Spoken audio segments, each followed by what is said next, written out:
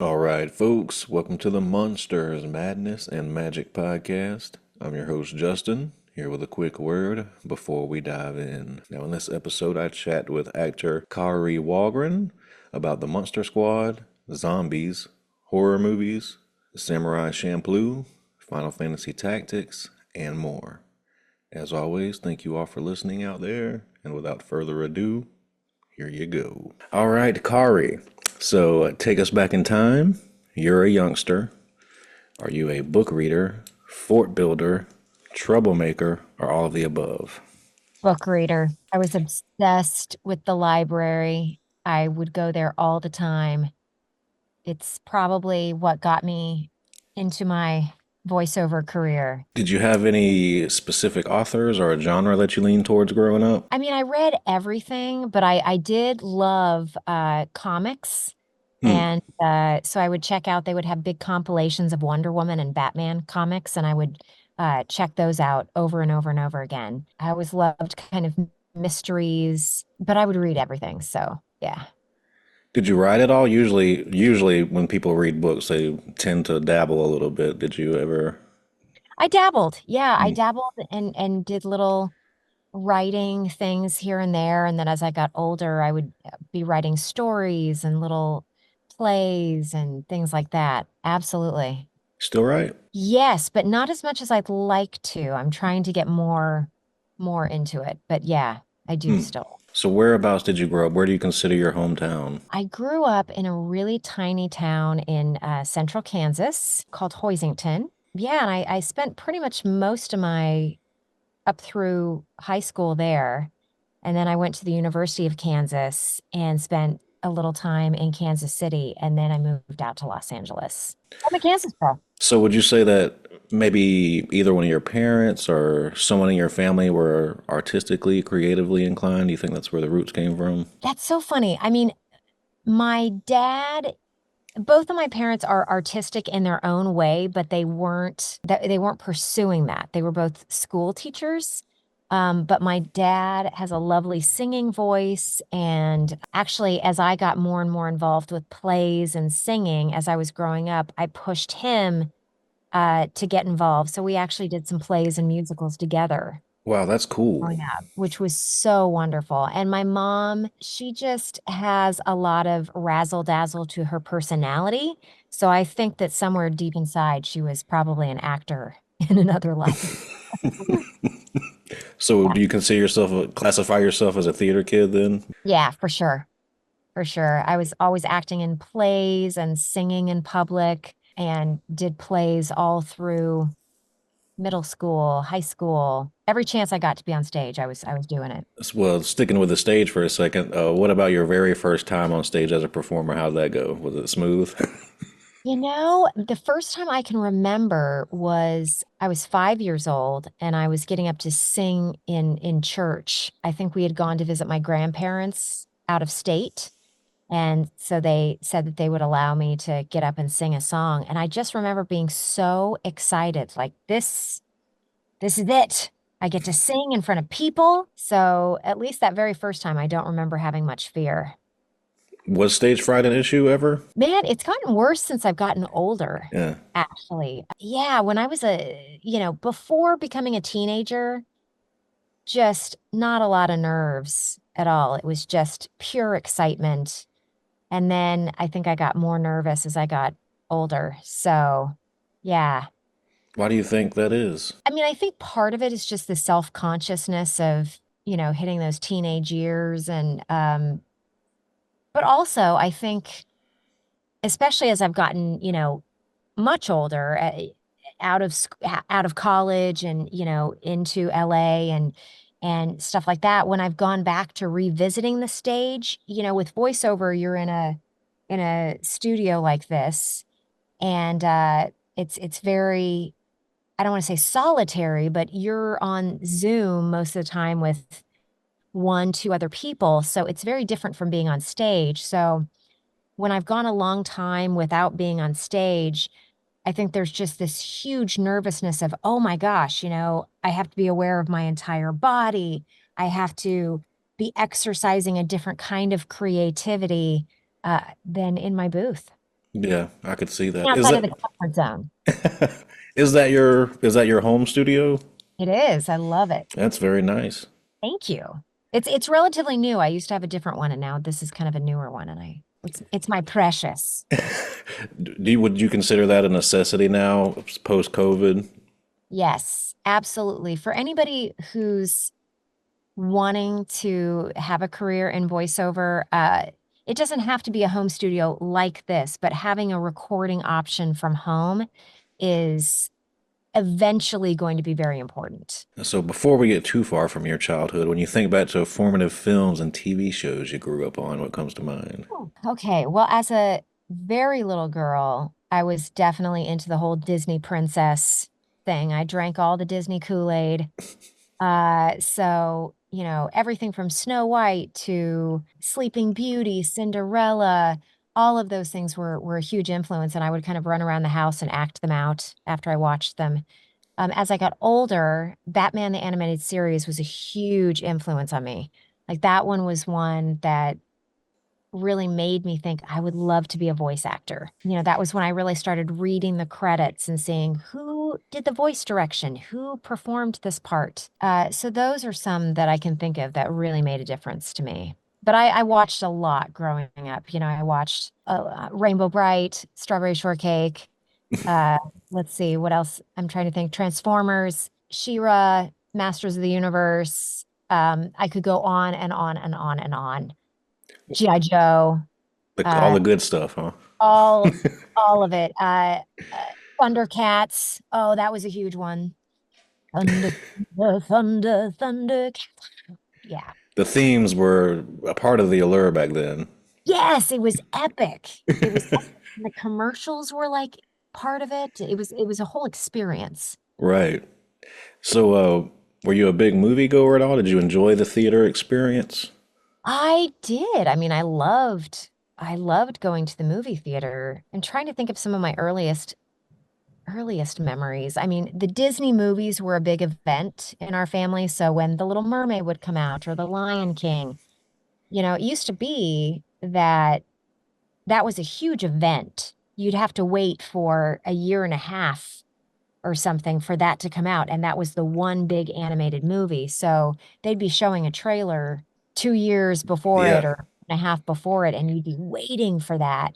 So so definitely I have memories of going to see The Little Mermaid and Beauty and the Beast. When I was even younger, I remember going to see Return of the Jedi in the movie theaters. That was kind of, I think, my first experience with one of the Star Wars movies in the theater, which was really cool. Goonies. I went and saw oh the wow, that's made for the Oh theater, right?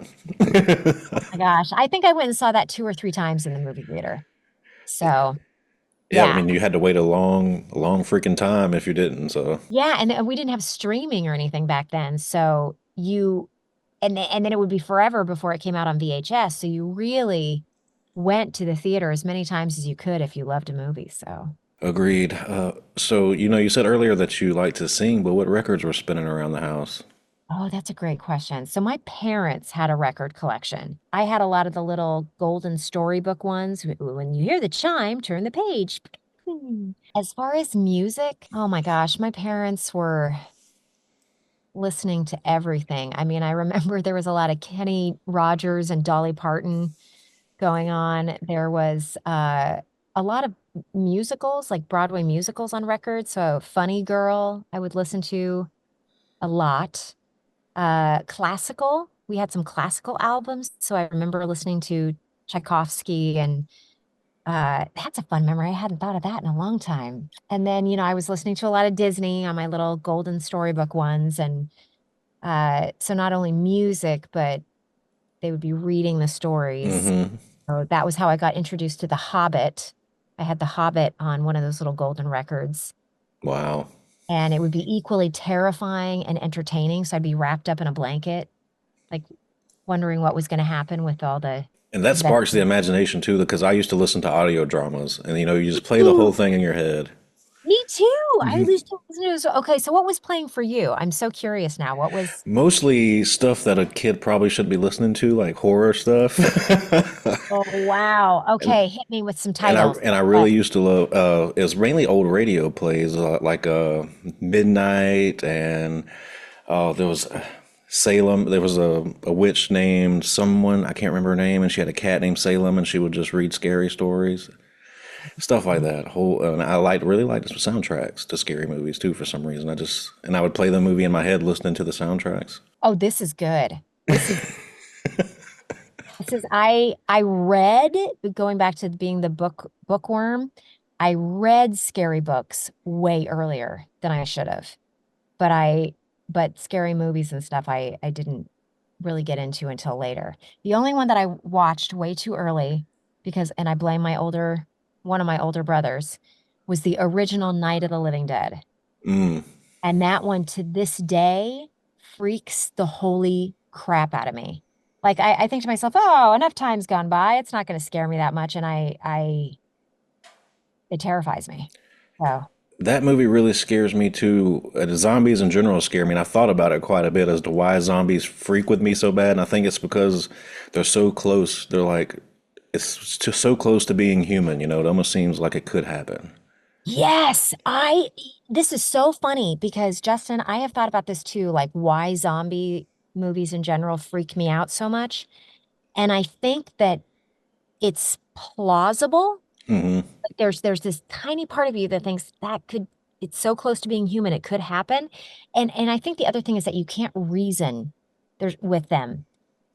There's just this, I don't want to say inevitability, but there's Yeah, this thing where there's just no reasoning. yeah. And humans are animals, so we're not too far removed from that. And it just plays with me. I don't like Okay, it. what's the scariest movie that scared you the worst? This is as a kid. If we're just talking as a kid, this might sound stupid, but Ernest Scared Stupid, the Jim Varney movie. I don't know if you. Are you serious? Oh my gosh. Okay, that's kind of adorable, but I can totally see The it. troll was terrifying. Oh my gosh. Oh, that's Yeah, hilarious. And so now, are you still a horror guy now? I am. I am, and but I make my wife watch the Ernest Scared Stupid with me because she's like, "Well, this is real stupid," and I'm over there like, "Yeah, but that troll's pretty freaky, right?" Right, right. And it's amazing too how you'll watch things like that and it will still trigger that 9-year-old part of you or that however old you were. I think that's Night of the Living Dead is the same thing with me. But yeah, okay, so as an adult, scariest movie. As an adult, oof. Yeah, I don't really get creeped out much anymore, but Eh, it'd probably be something like I go back to the zombie movies because I can relate to it, and I think that's the most terrifying part. Any yeah. zombie movie, even if it's like a cheap zombie movie that's not that great, the idea of zombies is what gets me. I am so with you. Like I love vampire movies. I can deal with werewolf movies. Sometimes they get a little gory, but I can deal with that. But there's something about zombie movies that just freak me way too much out. In fact, I have a friend who was on The Walking Dead for years, and I was like, man, I can't watch your show because it scares me too much. And he's like, oh, I get it. I get it. So Werewolves are number two for me though, werewolves because are, they're human too, and it's are, that bestial thing. It's that same thing. although every once in a while one comes along, like I loved Ginger Snaps. Great movie, love that movie. Yeah. Loved that one.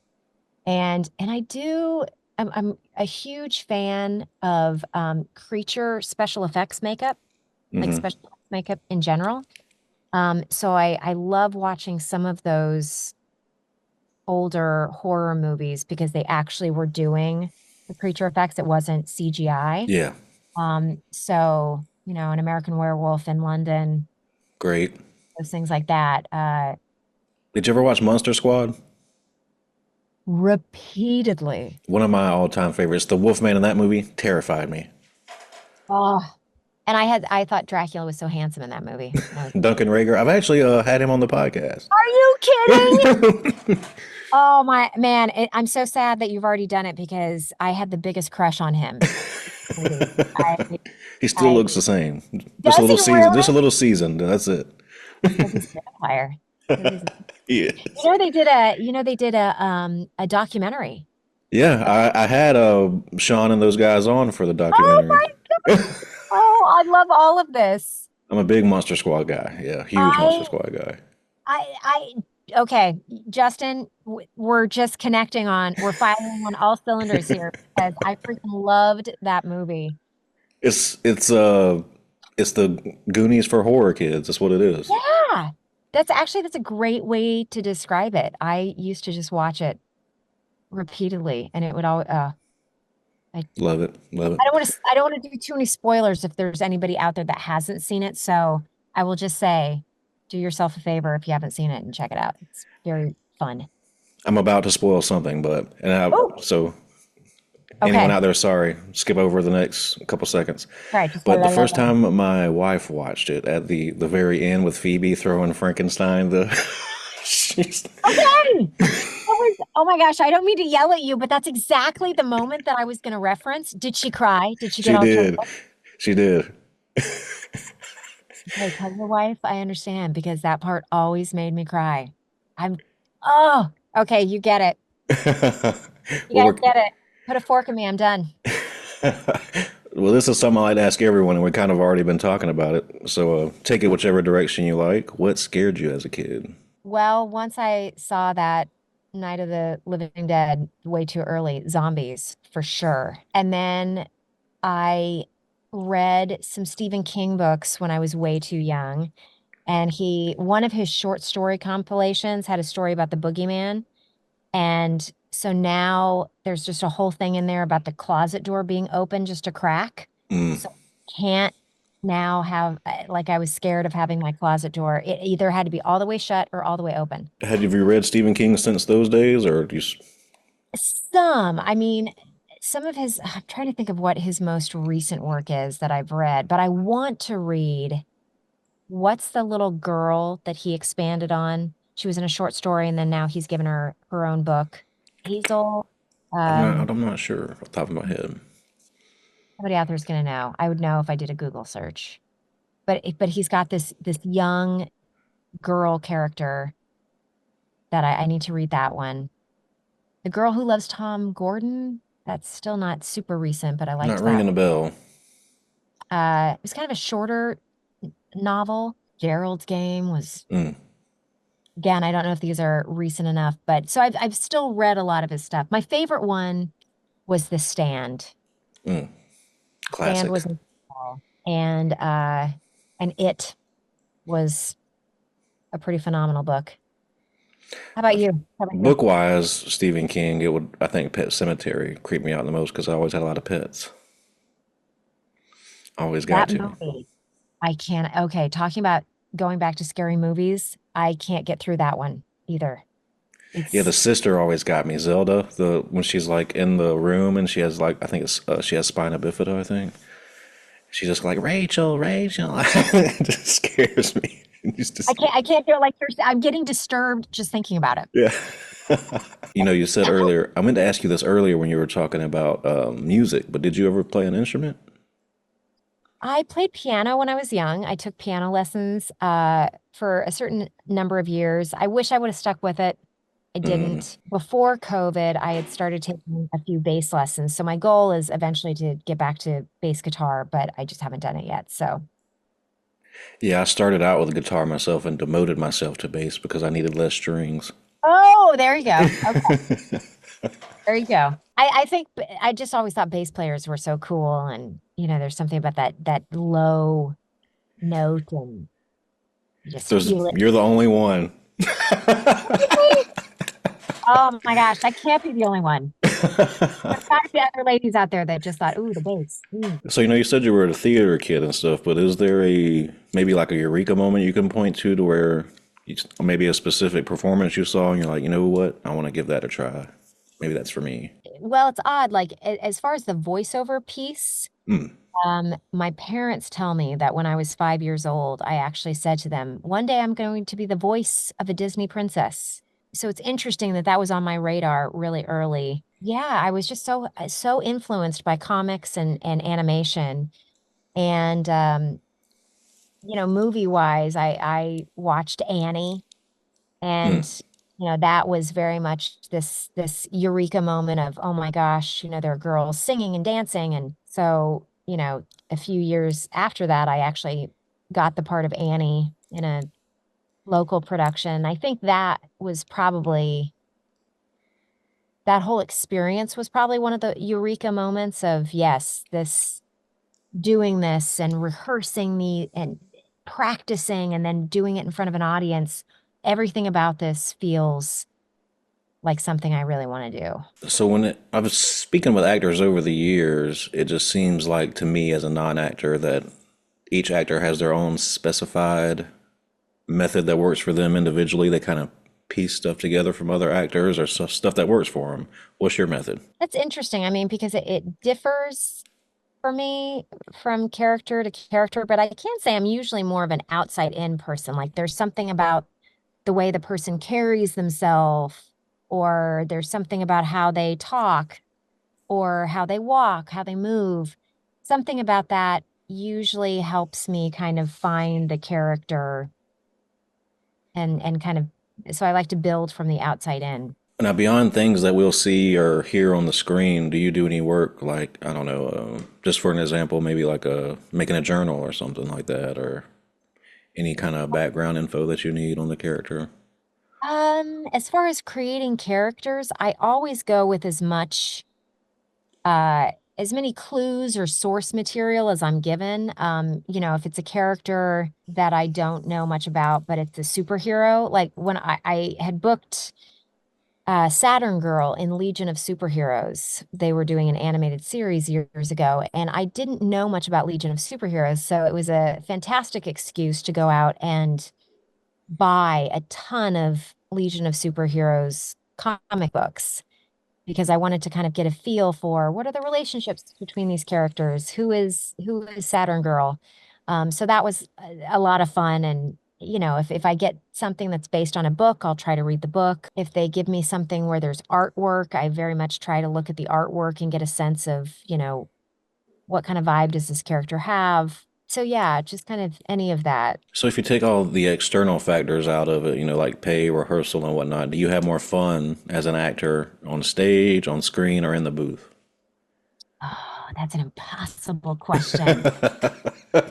Um, I will say that when I was more regularly doing all three at the same time, there is something about being on stage. There's nothing quite like it just because there's such an immediate audience response. Hmm. And you are doing a role in real time with an audience experiencing it in real time with you. If you're doing something on camera, you have the crew and stuff like that, but you're doing different takes and different angles and stuff like that. And if you're doing voiceover, you may or may not be by yourself in the booth with people on Zoom.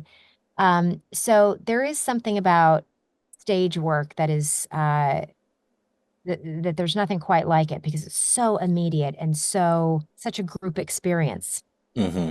When's the last time you worked on stage, by the way? And have an itch to do it still? I have such an itch to do it. It is definitely a huge goal of mine to get back on stage. Um, as far as it wasn't a play, but I had started this all girl tribute night to the music of Slaughter, the hair band. Wow. So it was called Slot Her, and we would do Slaughter songs in all different genres of music. And during the show, I would be kind of talking and showing these slides and pictures about where I was at in life when Slaughter was at their heyday. Fly to the Angels. Yeah, exactly. So it was very much kind of like a one-woman show, except with a band. So that was our last show was the beginning of 2020 before COVID. So hopefully we'll get back to doing some more of those as well. That's cool. How did you land your first professional acting gig? My first professional acting gig, I was on a tour with my parents on my 11th birthday at this place where they recorded audio dramas, and they needed a girl my age, and they asked if my parents if I'd want to audition. And I was like, yes.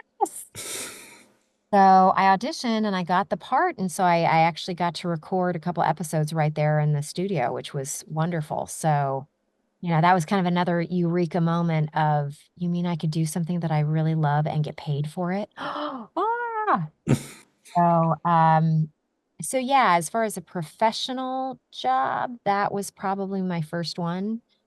Did you Um, go pretty steady after that? After that, it kind of, little bits here and there, but then once I got to, let's see, high school and then definitely college, then I could start auditioning a lot more for radio commercials and industrial videos and commercials and things like that. So it kind of started to trickle in. And then once I got out of college, it was a lot more.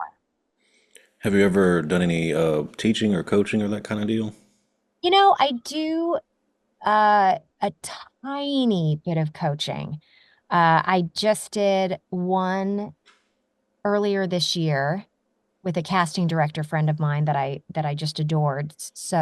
So we did an in-person and an online voiceover workshop. It was an all-day workshop. I don't really coach one-on-one very much unless somebody really, really twists my arm. But I think my casting director friend and I were probably going to do one more in November just because we had such a good time working together earlier this year. So I think if you keep posted on my social media, I think we're going to do one more in November that's all online. So if there's anybody out there that's interested in getting into voiceover, especially animation or creating characters, we're gonna do one more. Awesome. What would you say is one of the most common pitfalls you see young voice actors fall into? Focusing just on doing a funny voice, but not the acting. Mm, Because voice acting is acting. So good acting is good acting. So definitely when you have a piece of copy, when you have a script, you have to find the highs and lows. You've got to find the the nuance in a script, so to speak, rather than just doing a funny voice through the whole thing. mm. So, I wanted to ask you specifically about Samurai Champloo, which is my wife's favorite show. Was that a typical audition for you in retrospect? Does anything stand out about it? okay, first of all, can I just say Samurai Champloo is in my top three favorite anime roles that I've ever done. And this year officially is the 20th anniversary. Wow. Yeah. So I keep hoping and working to get a reunion going with Steve and Kirk, um, who played the other two leads. That is one of the uh, roles that I did not have to audition for. They asked Wow. me if I could do the part.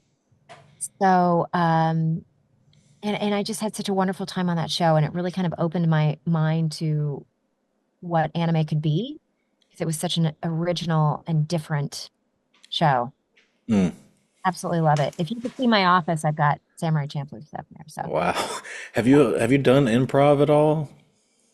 I've done a little bit. Yeah, I've taken Groundlings classes, Second City, I think Improv Olympics I did some. So I never got uh super far through. Like I never became a member of any of those companies, but I took a number of classes and man, it's the more you can do it, it's such a great skill to have. A lot of the voice actors that I speak with point to improv, and then they point to also if you have some kind of musical skill or rhythm in terms of timing, because dubbing is almost like, you're kind of in the pocket, like you're playing music.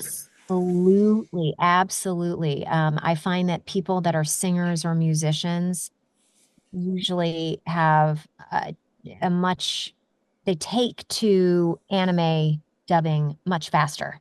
Mm. There's such a sense of timing and a technical skill to dubbing that you find in music. So I think it was Kyle Haybear that told me that because he's a drummer and he said that that helped him a lot when he just first started dubbing for Dragon Ball Z. Yes. I did not know that he was a drummer. That makes Hmm. yeah, Wendy Lee and I talk about that a lot. She was in Cowboy Bebop and played Faye Valentine, and she's a singer and longtime, musician, and so she's always felt like it helped her a lot. So, So with Samurai Champloo, were you given much direction for the voice, or did you just nail it? as far as the voice print, as I say that, and my voice gets a little higher, and it starts going a little bit more into foo, and so it was there wasn't a ton of direction. There was just more kind of what her personality was like, and that she was supposed to be a little bit younger. So keeping her a little bit higher, and come on, you guys, don't kill each other. Uh, but yeah, so finding the voice wasn't terribly hard. It was just kind of finding the character that was more of a journey. So I know it's rare these days, but have you done any ensemble recordings? With you and other actors in the same room, sort of like how they did those old shows. Man, since COVID, it's so rare. I mean, even if we do group records, a lot of them have been on Zoom. Uh, Yeah, so so yeah, most of the time it's on Zoom. Once in a great, great, great while, we'll have like partial cast recordings, but I do miss it. We just don't do it as much anymore. have you done it on a show or a series before though? Oh yeah, well, before COVID, all the time. Before COVID, we did it a lot, and there's nothing like it. The energy in the room, people cracking jokes, slipping Yeah, in voices. It's wonderful. It's magical. Uh, I miss it. yeah. I was going to ask you if you think there's a little bit lost when it's not done that way, since you don't have someone else there to. I know you have voice directors who are sometimes actors and they do their best, but it's a little different. Yeah, I mean, it makes it slightly. I feel like I, as an actor, miss out a little bit on it. Uh, but luckily, that there are still some shows that they are able to do it as a cast, and you get good enough at your craft that you make do with whatever situation you're in. So, I have such a strong imagination that if I'm recording by myself, I can very much imagine what's going on in the project. And So is there much difference from you act as an actor if you're doing a voice for a movie or a series versus a video game? Is it just the line number? yeah, the way we record it is very different. If you record for an anime, it's already been created, so you are dubbing and syncing every line up to a pre-existing picture. Whereas if it's an original animation show like Rick and Morty or something like that, we record the voices first and then they animate to us. And with video games, it depends, because if it's a game that was made overseas first, you may be syncing things up to some animation, in-game animation. You may just have to be syncing up to timing, like, okay, we don't have any visuals for this line, but it's got to be 2.3 seconds. So we have to really keep on top of it. Other games are much more cinematic now, and you're building it from the ground up. So, you may be just doing the voice work by yourself, and then they're animating everything to you. Or in some cases, you're doing the motion capture for a character as well. So you're doing all of the physical performance, and then they go in and animate it.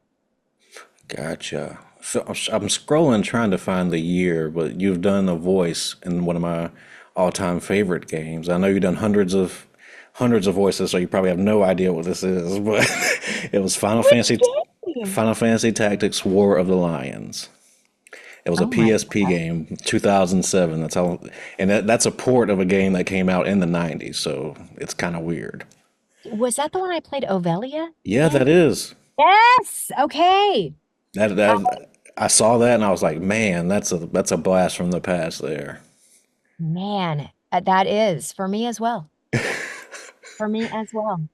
So you Yeah. do remember it. What do you remember about the process? Um, the biggest thing I remember is that she was just mute during a lot of the games, so I didn't have a lot to do. And it was really funny because somebody asked me once, "Well, what was it like to play a mute character?" And I was like, "Well, I didn't actually record when she wasn't talking." Um, so yeah, there was just that thing of having to, when she did start having lines, taking into consideration that she hadn't been able to talk and that sort of thing. So that's kind of my main memory about her. But I had a few people asking about her over the years, so I actually did just start signing some things for her at conventions. Wow, that's very cool. Uh, That's like a very niche game, so it doesn't really Not come in alone. there. So have you done much motion capture for video games? I've done some, not a lot, but some. Ace Combat was a lot of fun. I did all my own motion capture on that game. And then I did some of my motion capture on Gotham Knights when I played Harley Quinn.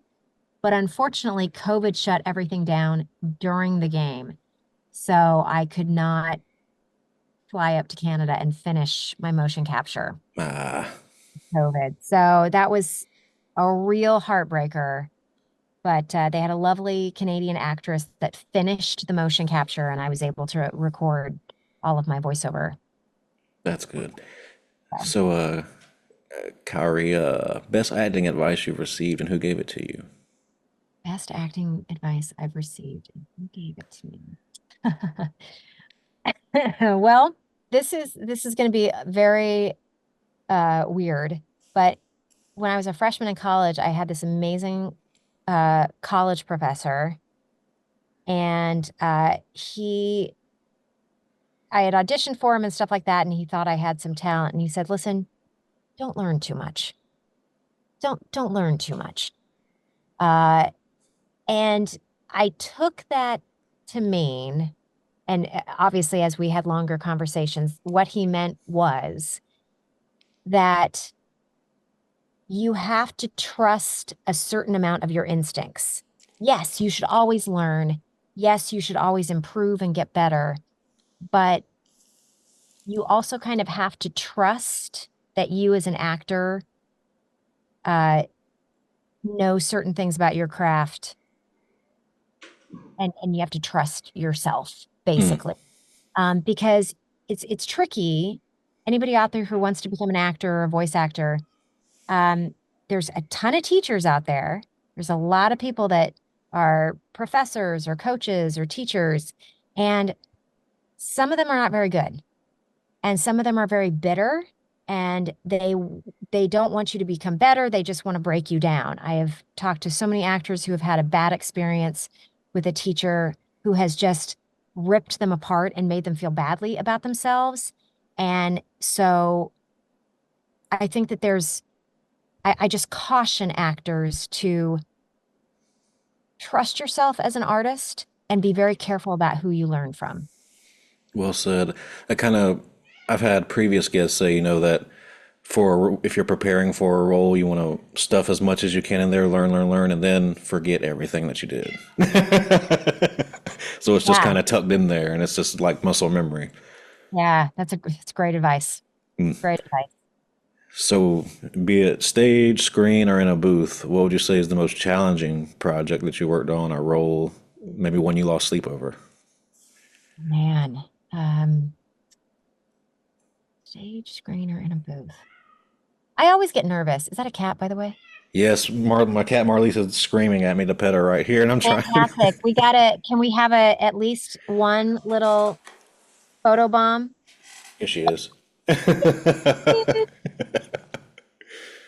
Anybody who seven knows cats, by the way.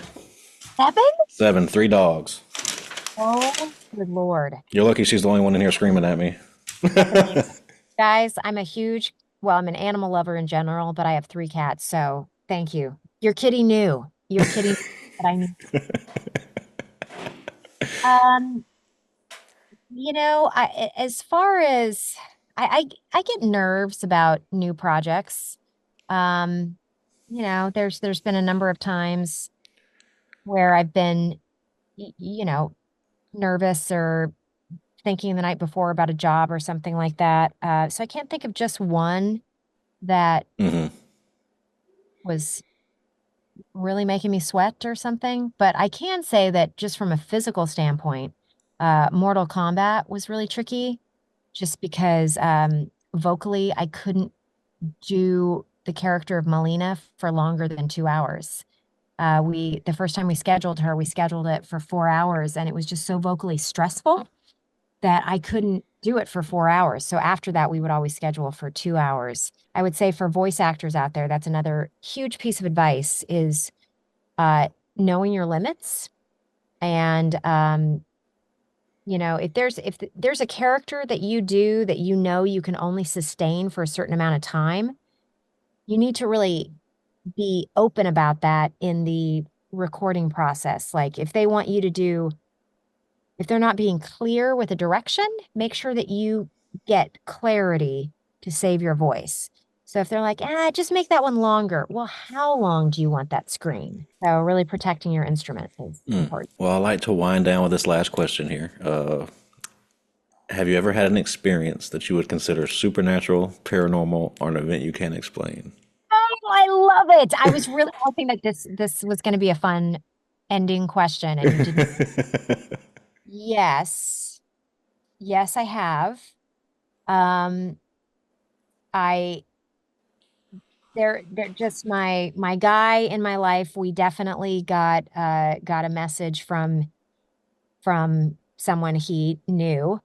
I can't really say more than that because it's more Understood, understood. to tell. Um, but yeah, and definitely a couple things as a kid where, yeah, yes, that's a good thing. Yeah, I wish I could. No pressure. Oh, So do you now, just to kind of piggyback on that, do you consider yourself spiritual, religious, or anything like that? more spiritual. I was definitely raised religious. I still that is still an important part of me. I just don't necessarily trust the organized institution of it as much as I did when I was younger. Agreed. So, but very much, I very much feel that there is, a spiritual element to everything around us. And So, Kari, just to put a bow on this thing here, what's on the horizon that you can share without getting in trouble? Anything in the pipeline? I love that you said that. Because there are things in the pipeline that I can't share yet. So I would just take a shameless moment to say, follow me on social media. Instagram's my favorite, but I'm on the artist formerly known as Twitter and as well, and TikTok, and I have a Facebook official page. It's all pretty much at Kari Wahlgren. Um, and the ones that I can talk about, we're doing more Pupstruction episodes and Super Kitties, which are both preschool shows that I'm having an absolute blast with. Can I talk about that one? No, I can't. Yeah, I can't talk about anything else right now. Awesome. Sorry, Well, Kari, timing's thank you bad. for giving me some of your time. I gotta tell you, Justin, such fun questions, and just like I loved that you were asking all these things that never get asked. So thank you Hey, for I know fun. you guys do a lot of interviews, so I just try to, think outside the box. Yay. Well, go watch Monster Squad for me. I will. You have a great rest of your night. You too. Take it easy. Bye bye.